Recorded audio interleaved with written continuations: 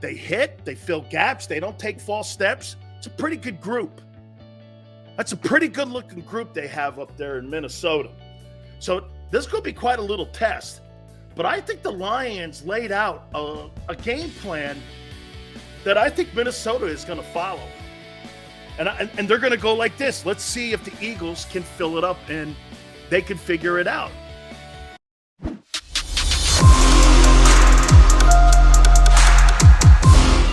Welcome aboard Big Sil's National Football Show. Pull up a chair, put your phone somewhere, your laptop, your tablet, put us on your television, any way you want to watch the show today. If you want to sit back, have at it, we're all good. You want to be part of the show like you see some of the folks over here, we welcome you aboard. You know, I'm going to try to be this today. I'm going to try to be diplomatic. I'm going to do my best. And to try to be as diplomatic as okay, frick it. I can't do it's not happening for me, man. That defensive coordinator of yours, seriously, Independence Hall. I got a job for him over there, right there at the front holding the door. Okay? He can hold pamphlet. That's all that guy is good for. Holy cow. Guys, we got an extra day to break down this Vikings and Eagles game. Plus, we have a bunch of NFL news, too. And so we appreciate you stepping in here with us. All right. I'm going to make a couple suggestions to you. Oh, and before we get going, did you see the new? Jesus, man. The Eagles are fantastic at doing this. Watch this. Xander, you'll like this. I get my bait. Put it on my hook.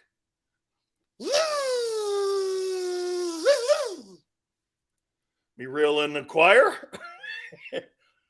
I'm reeling in the Inquirer. You don't really think that Howie Rose was part of the game plan. No. Okay, go to your room. More bait. Caught. Reeling in WIP. You don't really think Howie Roseman is part of the game plan, do you? No. Go to your corner. Get some more bait. Them worms and sandworms usually work. Put them up there.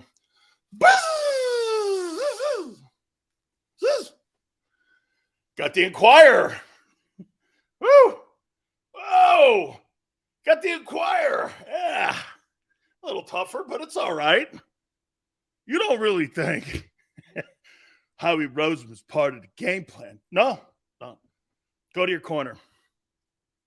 The other station really doesn't matter, so we don't throw any bait to them. 97.5 doesn't matter. It's okay. So we just wanted to pull the big dogs in here. We don't pull the riffraff over there and the people sitting there with one foot on the beach and one in the sand. We don't go for them.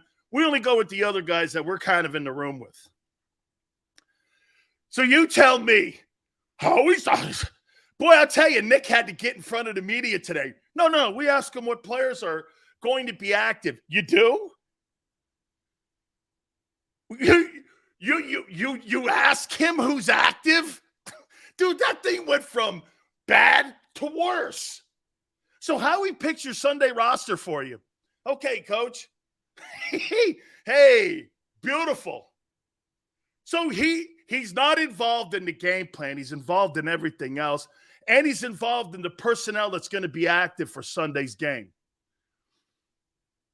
Pretty smooth. Dude, if I were you and I were the Eagles, I would shut my hole about that whole Jonathan Gannon thing and Howie Roseman being part of the game plan. Let it go, dude. You're not helping yourself. Hey, let it go, dude. You're making it worse. Holy cow. Oh, man. I mean, hey, just be quiet and pretend, like the modern media does today. Just pretend no one said it. Okay? But when you keep bringing it up and the head coach has to address it, well, that's not what Jonathan meant. What are you, the press secretary at the White House now? That's who Jonathan Gannon reminds me of, the press secretary at the White House. That's not what President Biden meant. You're like, I heard him say it. I heard the guy say it. And you're telling me that's not what I heard? It's a pretty slick way of doing business, though. Maybe I didn't hear it.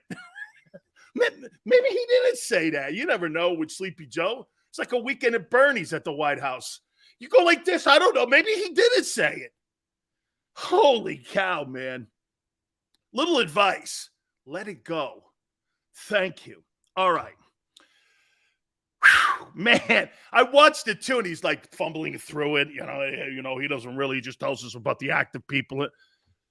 Oh, man. Okay. Yeah. Jonathan Gannon accidentally snitched on Howie, or Coach Roseman, I like to call him now. Anyway, all right. Can I tell you how the Minnesota Vikings are going to attack the Philadelphia Eagles? It is so simple. You know, I had a chance, and I've got friends at NFL Films, so I had a chance to watch the coaches' version of both the offense and defense as they played and prepared their game plan against the Detroit Lions, and I watched it. The defensive coordinator, Lions, came up with a really great way of controlling the Eagle offense as much as he possibly could. Look, do the Lions have the talent that the Eagles have? The coaching staff in Detroit knew that they didn't. So what did they do? What did they do? They blitzed on first and second down. They still ran the ball for 200 yards. But look at the score at the end of the day. Last year it was 44-6. This year, 38-35. Detroit figured out a way to control the passing game. Let AJ feed off it. Let him get his numbers. As long as anybody else doesn't. That's going to be a formula that teams are going to go after the Eagle offense with. They know A.J. Brown's going to get his. The thing they didn't count on, though, and I'm talking the Lions coaches, Miles Sanders getting 90 yards. That was the one component that they didn't count on. They knew that Jalen was going to scramble. I don't believe that they thought that Jalen was going to scramble to that efficiency and to be that effective on third and long. Nobody can count for that because he was spectacular at that. But Miles Sanders was kind of like, that was something they didn't take into account, that he was going to put that kind of game up. Guy averaged over 5 yards a carry. He was great in that ball game. Like I said, that's what kept everything kind of honest. This is what Minnesota's going to do. And Minnesota's got better personnel. And get this, they got better linebackers. They might have the three best linebacking group in the league. They got pass rushers. They got a secondary too. Detroit didn't have any of that. Detroit had spot players, a linebacker here, a safety, and a rusher in Aiden Hutchinson. The rest of it was guys. Minnesota, they have some good players on that side of the ball. Their defense, as bad as it was last year, they did a hell of a job against that Minnesota Viking team. I thought they confused Aaron Rodgers the entire time. I think they're going to blitz the Eagles on Monday night on first and second down. I do. When you do that, what does that do? It means that Jalen has to win the game throwing the ball, running the ball. The ball is in his hand, but you're not going to be able to spread the ball around. They're going to let AJ's going to have, I say this to you, I bet you AJ Brown, I bet you he has 105 yards, 107 yards on Monday night. Maybe even a touchdown. Maybe two. Maybe two. He's going to get his numbers, but they're going to do everything in their power. And because Jalen can't why do you think the Lions blitzed on first and second down and they blitzed as much as they did? They knew he struggles at picking up blitz reads. They know he struggles at picking up being able to spread the ball around. And the offensive line didn't do a very good job pass protecting. That all played into why that game was close. And Detroit doesn't have the personnel for that. Still kept it close, though. You know why? Because their D coordinator was aggressive. Their D coordinator knew we don't have the people to line up in a base defense and play against that Eagle front five in their offensive line and sit there and think that we're just going to pound it out with them. They knew that. They knew the strengths of that football. That was well designed. I'll tell you this. Can I tell you something here? I personally think that the Detroit Lions outcoached the Philadelphia Eagles in game one. I think they outcoached them. They just didn't get the result they were looking for. A couple more minutes, maybe. Again, I didn't really think that game was in jeopardy. Maybe with 3 minutes left in the game. I thought maybe if you get a couple stops here, who knows, right? So they're going to, with better players and with what they saw in that first week, I believe they're going to blitz and they're going to keep bringing the house. They're going to do that. There's better linebacker play in Minnesota. That's what's going to be the interesting to see how the Eagle offense handles that and how really Jalen, these guys do great drops. You got to watch them. They're great on fills. They're great on covering backs and tight ends. They hit. They fill gaps. They don't take false steps. It's a pretty good group. That's a pretty good-looking group they have up there in Minnesota. So this could be quite a little test. But I think the Lions laid out a game plan that I think Minnesota is going to follow. And they're going to go like this. Let's see if the Eagles can fill it up and they can figure it out. Henpen says that game was handles until Gannon went prevent in the fourth. That game shouldn't have been that close. Yeah, it's situational blitzing. Penn, this guy had 3 and outs, 3 in a row. Stop doing it. You're up 31-17. Why'd you stop? Goff can't handle pressure. Okay? Why? He can't handle pressure. You know he can't. You saw him in Los Angeles. Guy can't handle pressure. Brian says Dalvin Cook is a better running back than Swift. I don't know, man. I think Dalvin Cook's a better runner for sure, but Swift is, I think he's more versatile.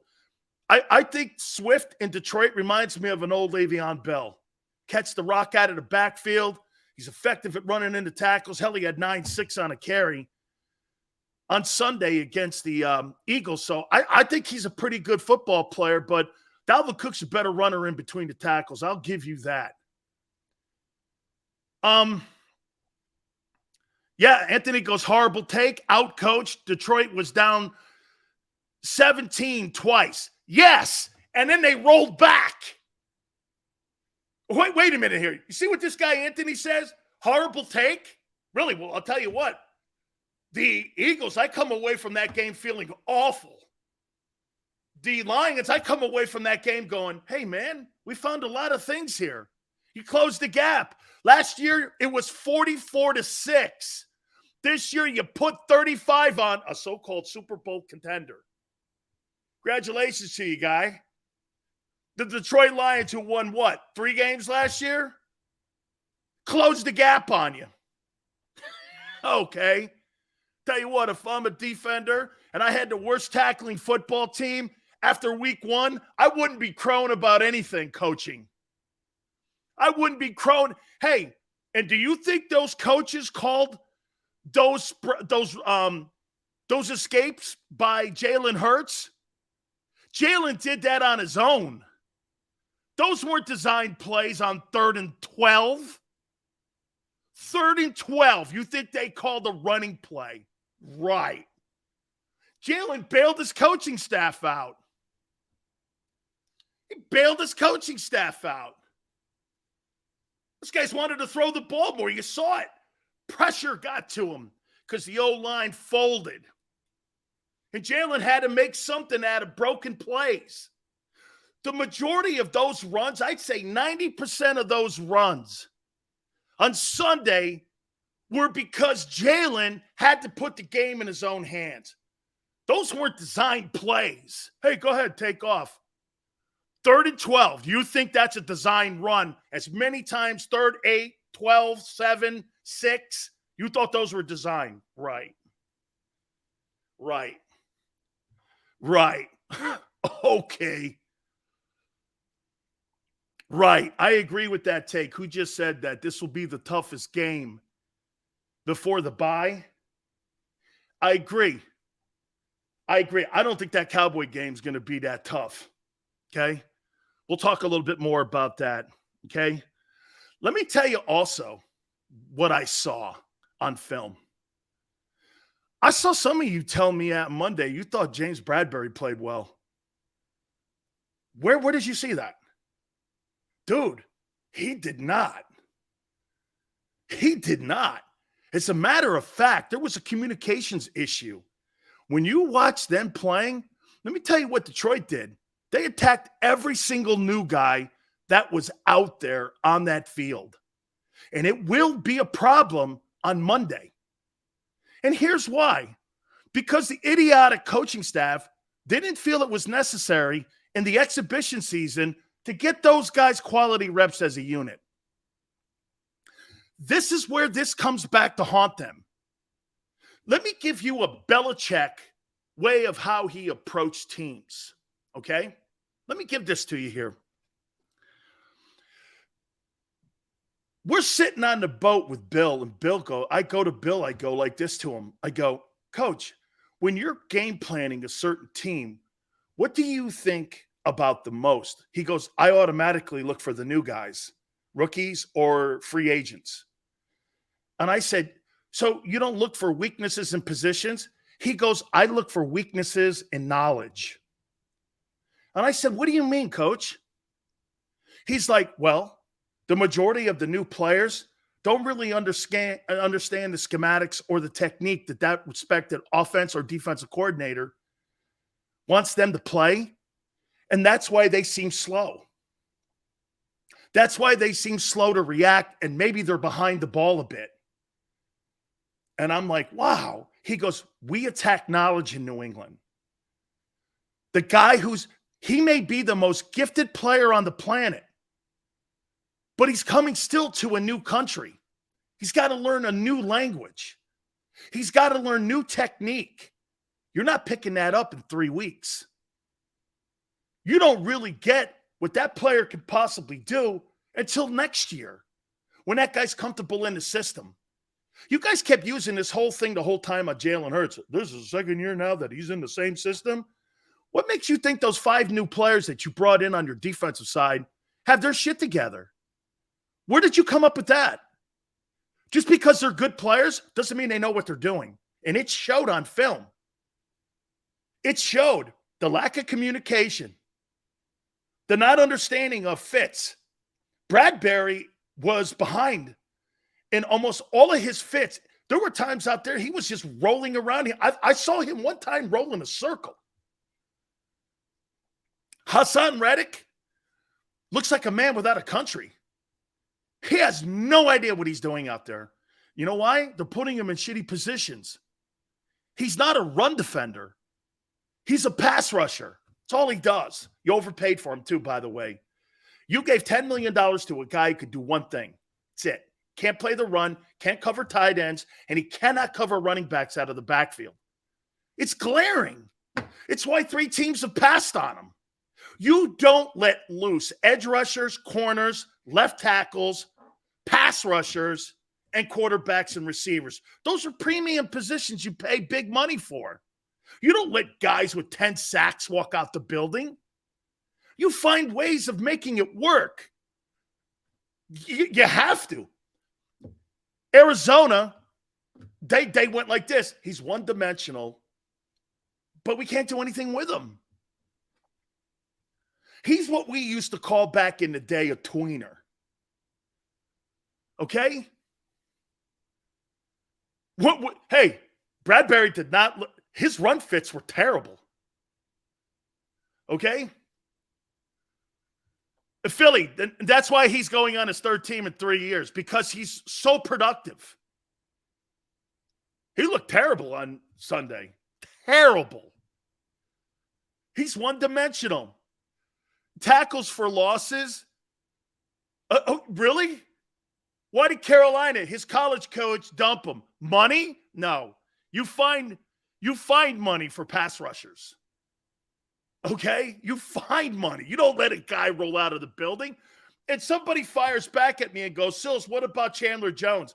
What did he have, like 11 sacks last year? He had 5 in one game. I don't know. I think that number's a little misleading.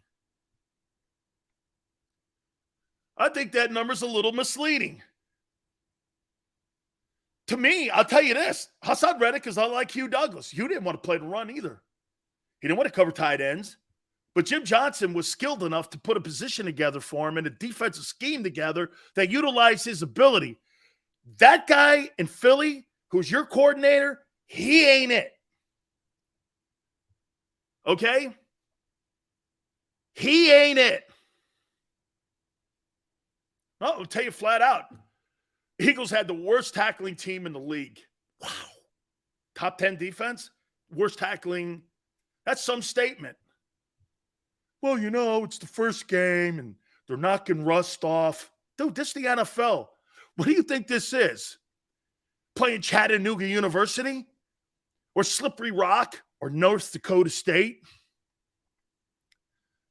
You got to be ready and prime to go, man. It's the NFL. It's the pros. It's the big leagues. Can you imagine having a shitty opening night on Broadway? You get hammered in the media for that. Same here. When you have a new play that opens up on Broadway and it sucks out loud, you get hammered for it. No one shows up after that. Same here. And by the way, it's not just one game. It's 19 ball games. That's how I look at it. It's 19 games. I mean, there's no way when you look at how that team was prepared that you're going into this Minnesota game going, now look, I'll tell you this. Offensively, I think I can't believe I'm going to say this. I feel better about the offense than I do the defense going into this Monday night game. Okay? I do. Illusion says, disagree with Hassan Reddick's assessment, but you can have the best player in the world and they won't ever live up to half that potential with a poor scheme. Yeah, but Illusion, we're saying the same thing. I never said he's a bad player. I said the last 2 teams he's been on have had bad coordinators. Let me make sure that that's clear then. I'm not saying to you Reddick's bad. I am not saying that. And if I'm giving that impression, that's not where I'm at. I think this guy's had 2 bad coordinators and maybe a third bad one. Bad coaches do follow players sometimes. Not everybody's a good D coordinator. Okay? Okay? Shepard goes, Dan the hater. So when you point shit out, Shepard, you don't like it and call people haters. That's okay. That's where you are, I guess. Yes, Brian. Yes. But Brian, right. He doesn't have all those appendages like in a Swiss Army. He doesn't have the corkscrew. He doesn't have the Phillips.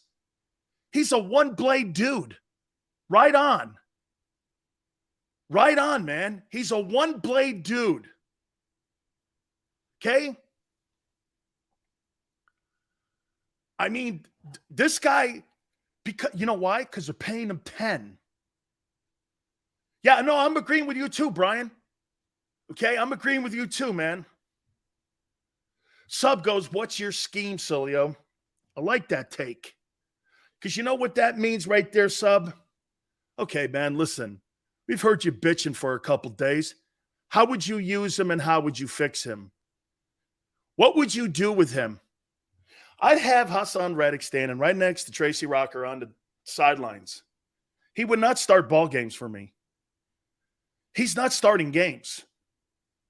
I'm going to situationally play him. He's still going to play 75% of the game. Most of the time, teams, 72% of the time, are in nickel packages. He's still going to get his reps. But the player wants to start, and I get that. Big Sills don't like sitting in the pine either. I get it. Okay? So that is an issue in itself. Probably has incentives in his contract, too, that say game starts, he gets probably $50,000 a game. All of that's built in.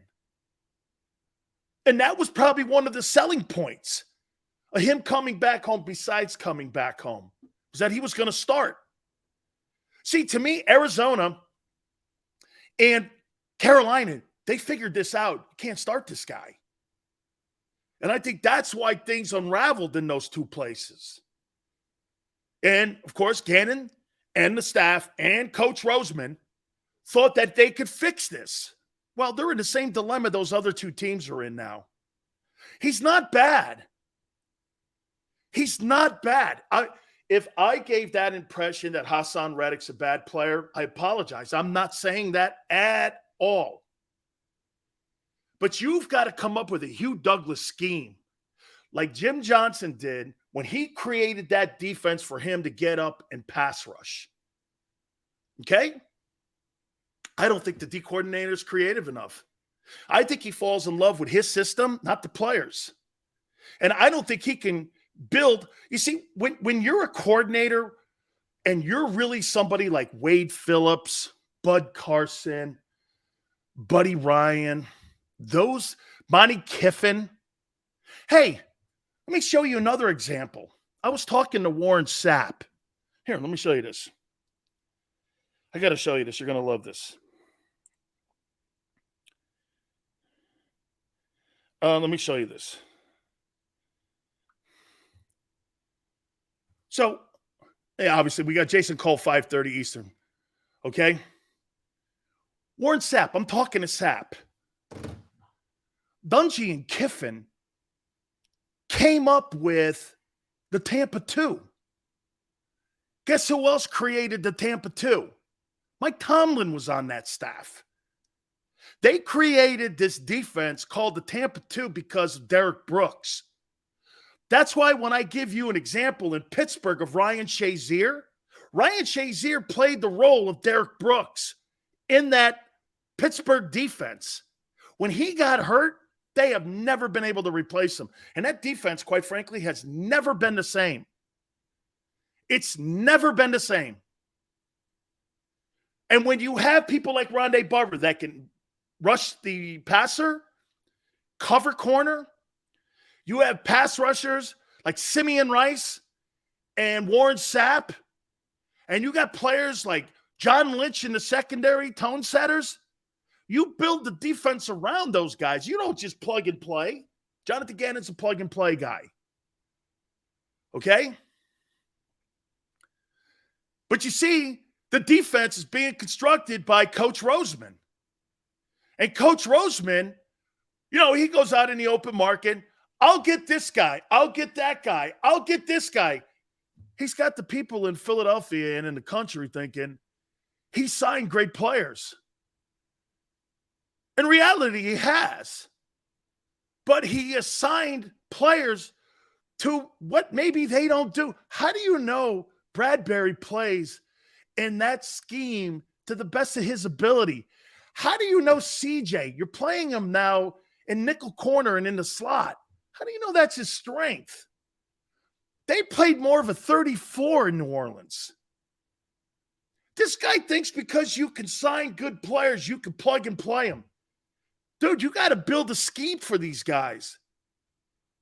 You got to build a boutique-type defense for the players that you have on your team. Okay? Coach Roseman. Okay, I want to go back one more time, and I'm going to address that, how I would play Reddick. I'll tell you how I would play Reddick here in a minute. But I want to say one more thing about Fletcher Cox. If somebody is taking it personal that I think that Fletcher Cox should be benched because of his effort against the Lions, you're missing my point. Fletcher Cox should be benched because if you're going to play in Jonathan Gannon's system, he doesn't fit it. How about this? Let's do this. I had somebody say that Fletcher's still an all-pro defensive tackle. He's not. Maybe somewhere else he is. Maybe somewhere else he is. How's Jonathan Gannon and Fletcher Cox look together as his D coordinator over the last 19 games? Somebody give me a grade. In the last 19 games, you can't go back to the 4-11-1 team because that coaching staff wasn't here. Give me a grade on how well Fletcher has played in 19 ball games under Jonathan Gannon's system. Tell me how you think he's played. What grade? We all get grades on Monday when we go in and watch the film. What would be a grade in 19 ball games that you would give a guy making $14.4 million? He's either your first or second highest paid guy on your defense. Let's take a look at some of the grades. D, C, D, F, C minus, C minus, D minus. The reason I asked you for this, D minus. And he's off the field taking breathers and third downs after the game. C plus, C. You guys are all right. You're in the room. If you guys can see this, the coaches surely know this. Why are they playing him? No coach in his right mind would sit there and bring back a guy who doesn't fit a system. Here's Zach. Love you, Zach. That's why you're a good Eagle fan. A plus. He thinks he's played in 19 ball games. You'll always catch them. They're all over the place. I love it, though. Not a rip, Zach. You're a good Eagle fan. That guy, in my opinion, C players don't get $14.4 million. Okay? They don't make that. You know what C players make? 1.5, league minimum. Not 14.4. They brought the guy back, and if they were going to bring him back, there needed to be more of a haircut. And because he's Fletcher, I may have given him 5. 14? Almost $15 million? Hell, the franchise tag is 16.7. He was scheduled to make 18.8. I mean, that's a poor move by Howie. It's a poor move. They should have tried moving him, actually. Milton Williams could give you the same effort and same results. And he's not making you deeper. This is a 19-game conversation, not a one-game Lion deal. Start Davis. Dude needs to get off the White Castles. There is no excuse for a fat guy to not be playing more reps. You're the 13th player taken. Act like it. Act like it. I'll tell you something about your 2 draft choices that were completely hyped up. One guy's fat and the other guy can't get on the field. Don't talk to me about impact. Okay? Jordan, now, when I say that to you, do I think those guys don't have talent? That's not what I'm saying. One guy can't get on the field in the Kobe Dean, 3 reps, and the other guy's too fat to stay on the field. That's a problem. That's a you problem. That's an immature player. That's a guy who thinks he's still at Georgia. Son, you have been drafted in the first round by the Eagles. You have a chance to do something special with your career. Act like it. And if you had any D coordinator with any kind of chutzpah, he'd be in his ass. You need to run after practice more, son. Too many time clock punchers here. Let's go. And again, I want to make sure that I roll back and I say one thing to you. Do you want to have a conversation today about being good or being spectacular? You figure it out. The attitude with, it's the Lions, we're on to the Minnesota Vikings game. It's not going to cut it. You think that's how great coaches act? You think that's how elite players act? You're only as good as the last play you played, last quarter you played, last game you played, because that's all people remember you by. You see what happens with Eagle fans, some of you fall in love with what a guy did in 17. No one cares anymore. 2017, the parade's over, guys. You need to get the parade and the beer drinking's over.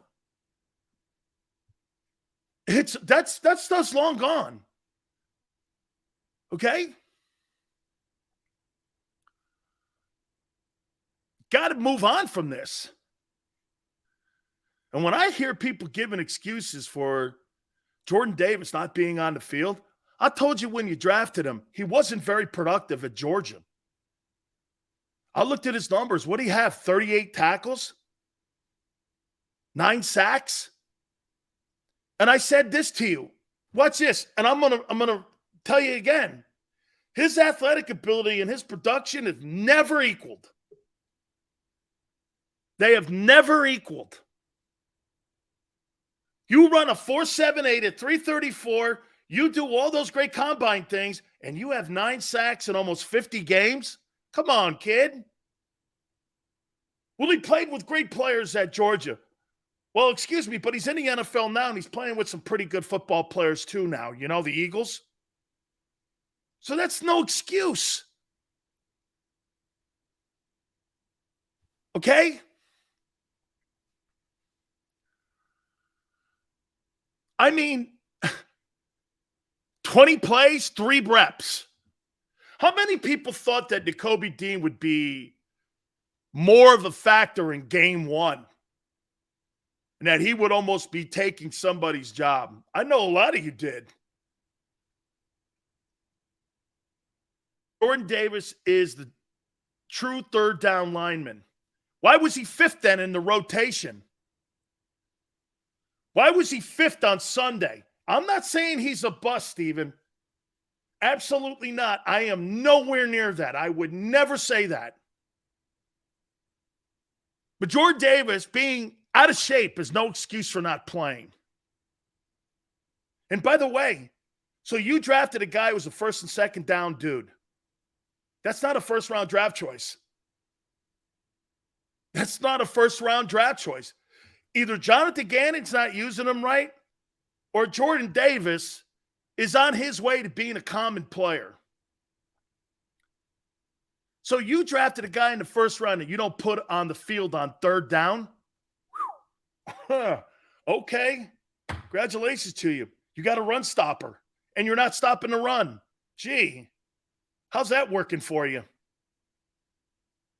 How's that working for you? You got a run stopper on your team, and you got it crushed on first down. There was a back in Detroit that ran for 10 yards a carry. How's that working for you? And he can't play past 25 plays. Dude, time to start being a little critical here, Jordan Davis. I know that's your boy and all, and I know nobody wants to be critical like that. Screw that. Let's go, kid.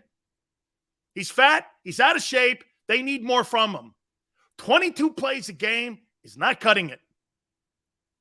And you've got to get better on third down. You can't be the 5th guy in the rotation on 3rd and long. There's a problem one, besides Reddick, besides the shitty tackling, besides the conditioning. Look at this all on defense. I haven't even brought up the offense because you know why? Jeff Stoutland will fix that in pass protection. He will. I have complete confidence in him that he will right the ship against Minnesota. You hear me not?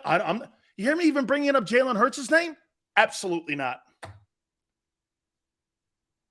Absolutely not. Haven't brought any. You don't have Jalen on the field, you don't win a ball game. You don't win. You do not win. What? Right? You haven't heard me really kind of hammer the O-line? Even though there were communication issues there too. Lack of reps. They'll fix that because you got the best coach in the NFL there. That'll be rectified. I completely have no issue. I know that Stoutland will fix that. I don't know about Shane Steichen. Is that his name? I don't know if he fixes it. Shane Steichen. Is it Shane? Sean? Who is he? Oh, he's one of those nipple coaches. He's a first-year guy. Okay. Yeah, I'm sure he's helping Jalen to the best of his ability. Yeah, because I'm sure he's a quarterback guru. Look at what Ken Dorsey did sitting behind Brian Dable. Ken Dorsey, who I love, and I thought we were going to try to get him as the offensive coordinator at the University of Miami. He goes, Dan, I want to ask you what you should do. What should I do? I said, is Dable getting that job? He goes, he is. He's getting the Giants job. I said, well, you're going to be the OC then. I wouldn't leave it because you're earmarked then to become a new head football coach in the NFL, or you could pick a college where you wanted to go. He's a national champion coach, and he's coaching Josh Allen. And he looked amazing against the Rams, the defending champions, and the OC's Ken Dorsey. I said, stay in Buffalo. Stay in Buffalo. He goes, this kid Allen makes me look great. There lies it all. Okay? Ken played the position, worked behind Brian Dable. Brian Dable's going to be 2-0 after this week against Carolina. He's actually looking like a pretty good coach out of the gate. I'm not going to put my stamp on him yet, but it looks a lot different than that dumbass they had in their judge. With all those Belichick failures, he looks pretty good. He's going to be 2-0. There's a different vibe about that Giant team now. I told Ken, you should stay. Mario wanted him. I said, he's not going to leave. He's not going to leave. I'm going to tell you how I would, and the kind of scheme I would come up with. I haven't said this yet. And I'm going to tell you the kind of system that I would put so that I could get the most effectiveness out of pretty much everybody that's on that Eagle roster. Okay? And I'm going to tell you how we're going to do it. Please hit the like button. Don't forget my friends at Morgan & Morgan, where the fee is free. Means this, folks. If they don't get paid, if you don't get paid, they don't get paid. They are going to do the best of their ability on defending you and your family, and they've done it for the last 30 years. Morgan & Morgan has collected over $13.5 billion for their clients. And like I said, they make nothing unless you get your fair compensation. They've been doing it for so long with over 800 attorneys and offices in Philly, New York, and in Florida. They're prepared to go to battle for you because this is what they've done. And they're the biggest firm in the country. 800-512-1600. It's 800-512-1600. The call is free. The consultation's free. And when you call Morgan & Morgan, tell them Big Sil sent you. I'm John Morgan of Morgan & Morgan. When you're hit from behind in a car crash, the insurance company may try to say, you can't possibly be hurt. It was only a few miles an hour. It's simply not true. You see, here's the thing. Getting hit at 10 miles per hour is like falling off of this. 15 miles per hour, like this. And only 25 miles per hour, this. Injured, dial pound law. There's only one Morgan & Morgan.